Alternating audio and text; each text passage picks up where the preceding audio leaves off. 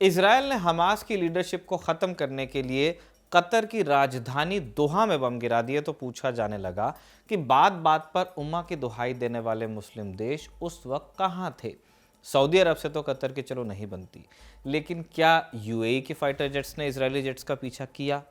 इसी माहौल में एक शिगुफा छेड़ा गया मुस्लिम नेटो, इस्लामिक नेटो या अरब इस्लामिक नेटो का। मतलब अरब और मुस्लिम देशों का एक सैनिक संगठन, एक पर हमला हुआ तो सारे टूट पड़ेंगे वाली कसम वगैरह वगैरह। अभी ये चर्चा चली रही थी कि क्यों इस थ्योरी का प्रैक्टिकल मुश्किल है, लेकिन इस बीच एक सरप्राइज पूरी दुनिया को मिल ही गया, खासकर हिंदुस्तान और इजराइल को। पाकिस्तान और सऊदी अरब के बीच एक साझा रक्षा समझौता हुआ है। दोनों मुल्कों ने कसम खा ली है कि एक पर हमला हुआ तो दोनों मिलकर लड़ेंगे। सऊदी अरब और पाकिस्तान के बीच सैनिक सहयोग आज से शुरू नहीं हुआ, लेकिन जैसा समझौता अब दोनों देशों के बीच हुआ है उसने ढेर सारे सवाल पैदा कर दिए हैं। जैसे भारत और पाकिस्तान के बीच अगर युद्ध होता है तो क्या सऊदी अरब भारत के खिलाफ पाकिस्तान का साथ देगा, वो भी तब जब बीते सालों में भारत सऊदी संबंध तेजी से सुधरे हैं। इसराइल के पास परमाणु हथियार हैं, ये बात ओपन सीक्रेट है, और इसके चलते पूरे मिडल ईस्ट में शक्ति का संतुलन इसराइल के पक्ष में झुका हुआ है। क्या पाकिस्तान के हथियार, परमाणु हथियारों की हम बात कर रहे हैं, इसराइल के खिलाफ इस्तेमाल हो सकते हैं? क्या पाकिस्तान के परमाणु हथियारों से अब सऊदी को भी सुरक्षा मिलेगी? बैलेंस ऑफ पावर चेंज होगा? और क्या जिस मुस्लिम नेटो को हवाई बताया जा रहा था, सऊदी पाकिस्तान डिफेंस पैक्ट उसकी पहली सीढ़ी हो सकता है?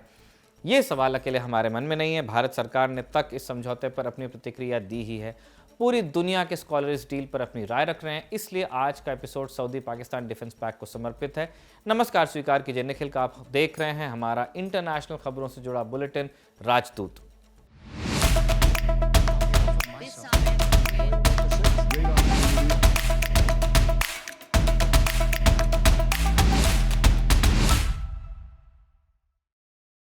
साल 2019 की बात है। पाकिस्तान में इमरान खान की सरकार थी।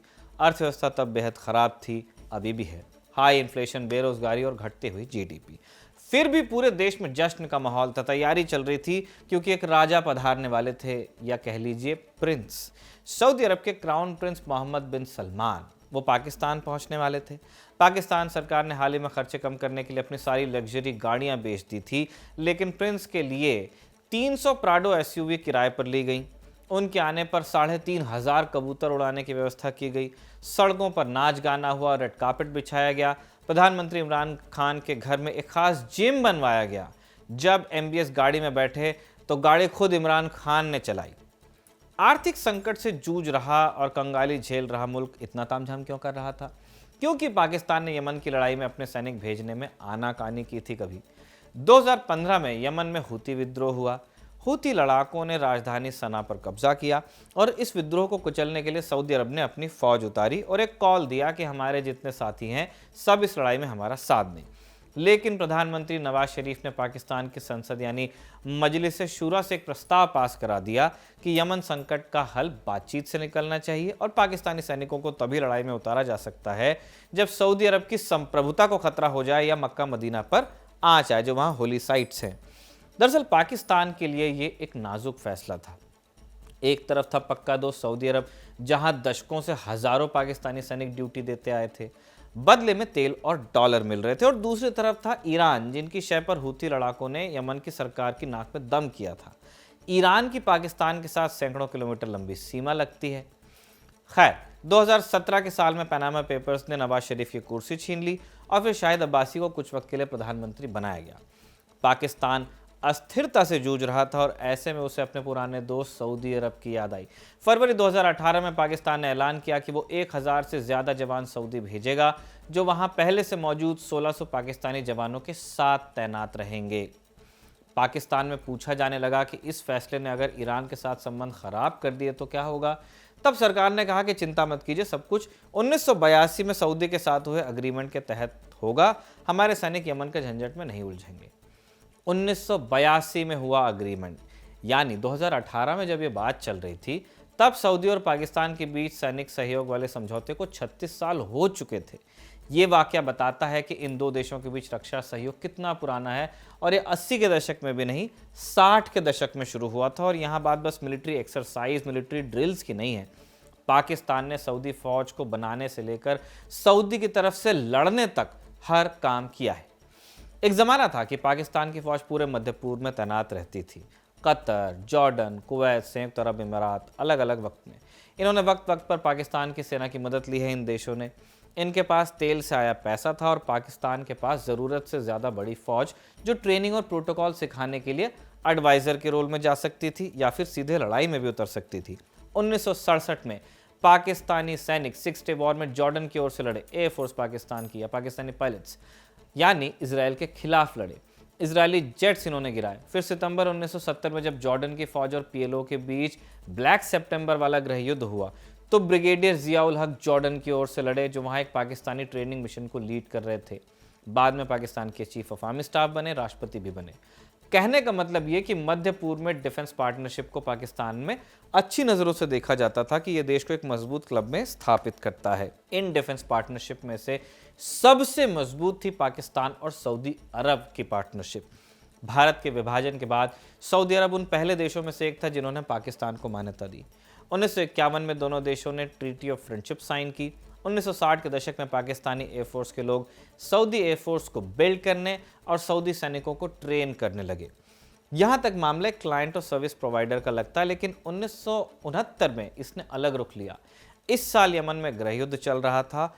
1969 में दक्षिण यमन ने सऊदी सीमा पर हमला कर दिया और तब इसे कहा गया था अल वादीह संघर्ष, कॉन्फ्लिक्ट।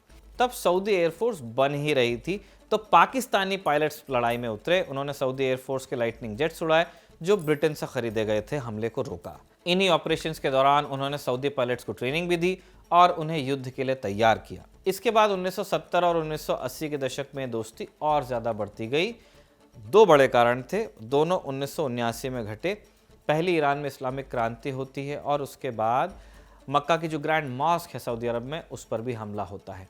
दो घटनाएं ये हुई तो सऊदी अरब को अपनी आंतरिक और बाहरी सुरक्षा मजबूत करने की ज़रूरत और महसूस हुई। सऊदी में पाकिस्तानी ट्रेनिंग मिशंस के नाम पर हज़ारों पाकिस्तानी सैनिक तैनात रहने लगे। पाकिस्तानी एक्सपर्ट्स ने एयरफोर्स के बाद सऊदी आर्मर कॉलम्स को बनाने में मदद की, यानी जो टैंक रेजिमेंट्स होती हैं डेजर्ट में लड़ने के लिए। पूरे अरब रीजन की तरह सऊदी को भी चिंता थी क्योंकि ईरान अपनी क्रांति को उसके यहाँ एक्सपोर्ट कर देगा। तुरंत बड़ी फौज खड़ी नहीं की जा सकती थी। ऐसे में पाकिस्तान ने मदद की। मक्का की ग्रैंड मॉस्क में भी आतंकवादियों को खदेड़ने के लिए पाकिस्तानी सैनिक लगाए गए थे, ऐसा वर्णन मिलता है कई सोर्सेस में। 1982 में रिश्ता पक्का होता है। सऊदी और पाकिस्तान के बीच एक सैनिक प्रोटोकॉल साइन होता है जिसने इस ट्रेनिंग मिशन का जो पूरा काम था इसको ऑफिशियल बनाया। इस प्रोटोकॉल ने पाकिस्तानी मदद का दायरा बढ़ा दिया। 1990 में गल्फ वॉर में इराक ने कुवैत पर हमला किया, कब्जा भी किया। ये मिडल ईस्ट के लिए बड़ा झटका था क्योंकि कुवैत ऑयल रिसोर्सेज से भरा देश था और सऊदी अरब का पड़ोसी भी।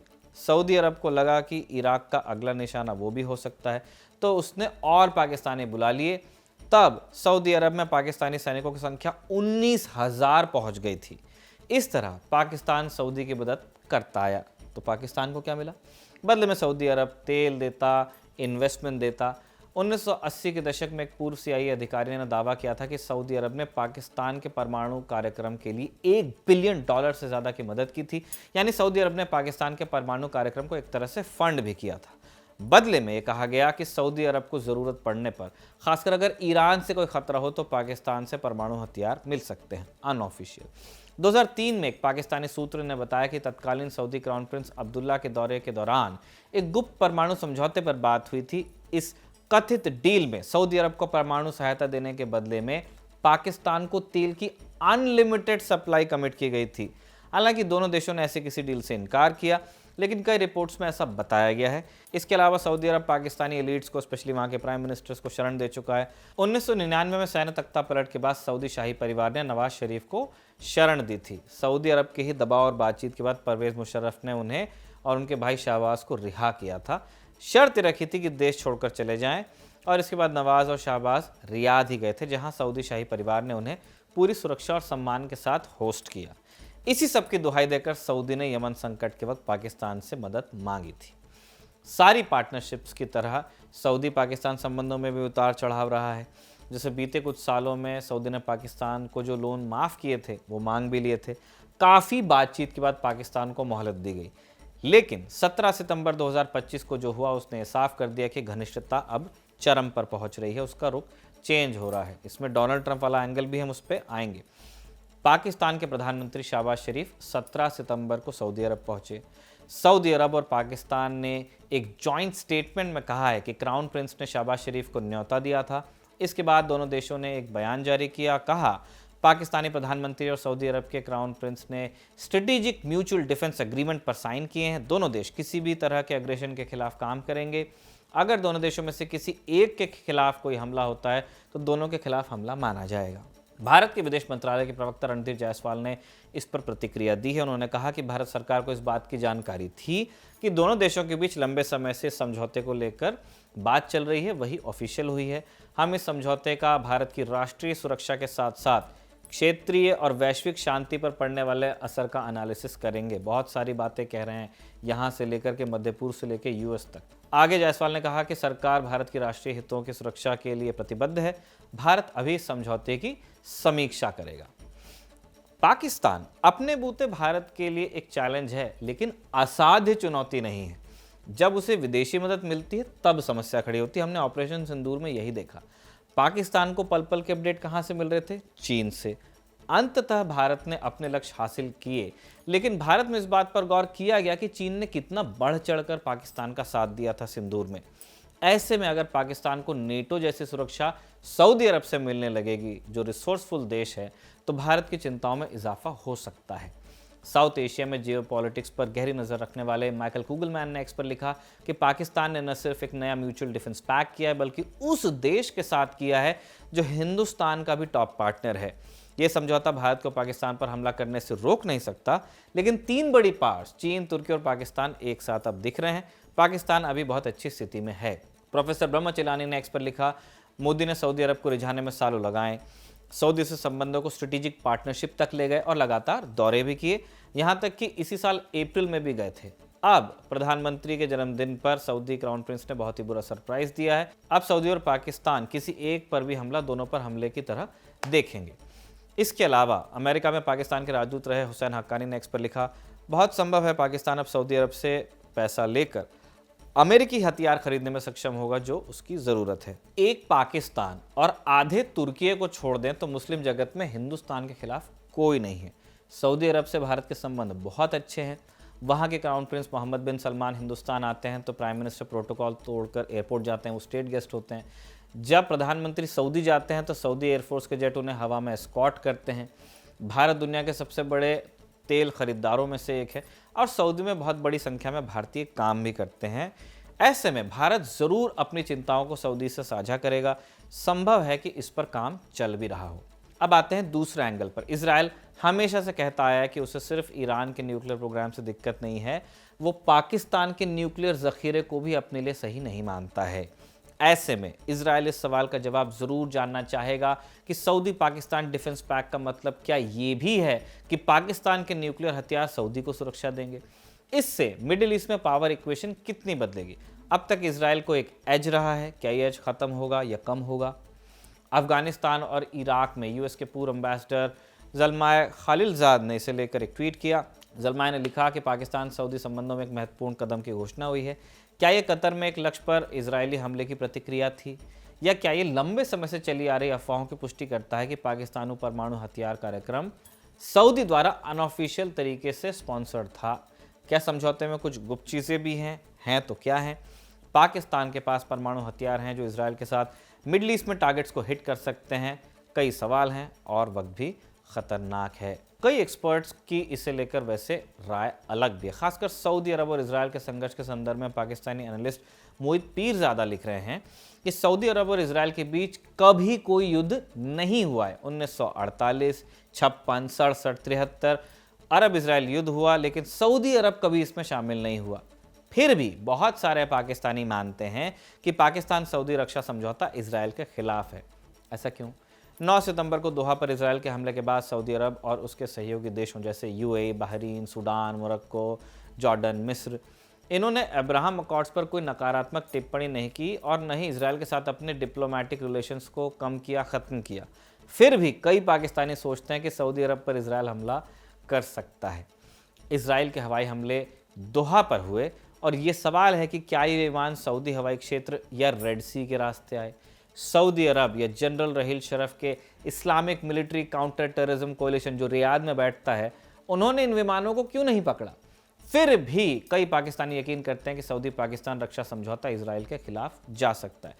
कहना वो ये चाह रहे हैं कि समझौता हो रहा है, लेकिन ये दोनों मुल्क मिलकर इजराइल के खिलाफ कोई कार्रवाई करेंगे, ऐसा नहीं होगा। इसी लाइन पर यह तर्क खारिज किया जा रहा है कि ये मुस्लिम नेटो की शुरुआत है, क्योंकि बहुत सारे इनहेरेंट कॉन्ट्रडिक्शंस हैं। उस पर साजिद अलग से वीडियो बना रहे हैं, आप देखिएगा। इतना ज़रूर है कि दुनिया बड़ी बारीक नज़र से इस डेवलपमेंट को देख रही है जो सऊदी पाकिस्तान पैक्ट हुआ है। हो सकता है कि ये ट्रंप के उस प्लान का हिस्सा हो जिसके तहत यूएस मध्य पूर्व से लौटेगा, ये प्रेजेंस कम करेगा और पाकिस्तान अपना डिफेंस ह्यूमन रिसोर्सेज यानी सैनिक वहाँ लगाएगा, यानी US type security guarantee without US troops. तो दुनिया मज़ेदार होने जा रही है, देखते रहिए क्या होता है। आज का राजदूत हमने रिया के साथ मिलकर लिखा है और अयान ने इसे रिकॉर्ड किया है। आप खबरगांव को देखते रहिए और कल सुबह 11 बजे देखिएगा एक डॉक्यूमेंट्री जिसमें देश के कई राज्यों से खाद की कमी को लेकर आ रही खबरों के संदर्भ में खबरगांव की टीम ने मध्य प्रदेश और उत्तर प्रदेश के खाद वितरण केंद्रों का दौरा किया है। क्या तकलीफ है किसानों की और किस तरह से खाद की कमी किसानों को प्रभावित कर रही है, ये आपको देखने को मिलेगा। ट्रेलर हम आपको यहाँ दिखा रहे हैं।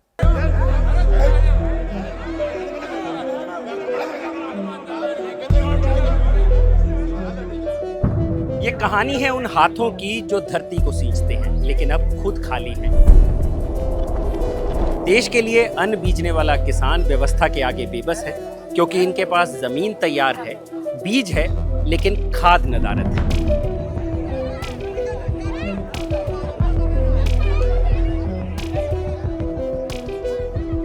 मैं खराब तो नहीं कर रहा हूँ फसल? पहले ही हो गई, अब क्या बर्बाद होगी।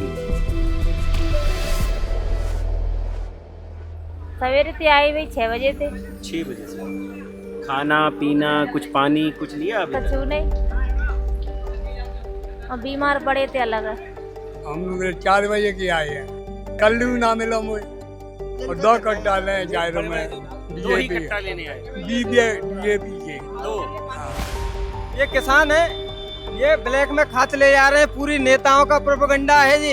इनने फोन लगा दिए मंत्री साहब को, विधायक साहब को, खाद भर के जा रहा है। जो पॉलिटिशियन है वही पर्ची लिख रहा है। 65 बोरी देने का, 70 बोरी देने का। एक बात बताओ, अगर हम ये खाद नहीं लगोगे तो ये खेती कब आएगी? नीचे से पैसे दे रहे थे, यहाँ की वीडियो वायरल हुई थी ना। कहाँ? यहाँ से? इधर से? ये नीचे वायरल हुई थी, ये नीचे।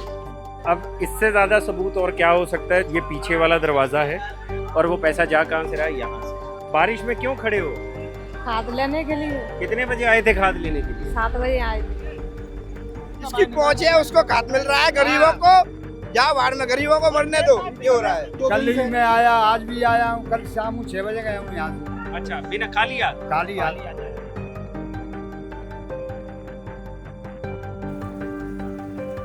किसान को तो मरना ही मरना है। किसान जाए तो जाए कहाँ?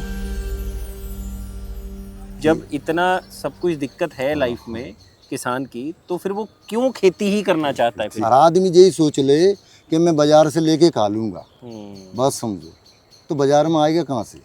गहरी बात बोल रहे हो। ये बता।